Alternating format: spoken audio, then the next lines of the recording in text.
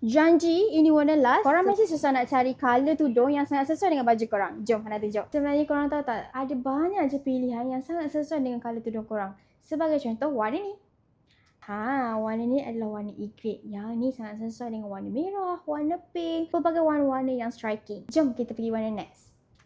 Warna hijau. Ini nama dia pale aqua. Kalau korang nak tahu warna ni match je untuk korang yang mana nak cari warna hijau yang lebih safe. Okay, kita pergi ke warna seterusnya.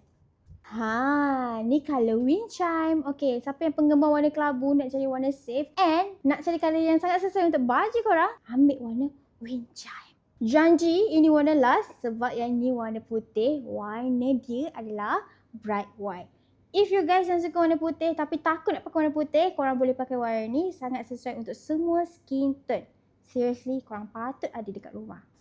Tak ada masalah dah lepas ni. Jangan bagi alasan korang nak beli warna hitam lagi. Sebab ada warna yang selamat untuk korang.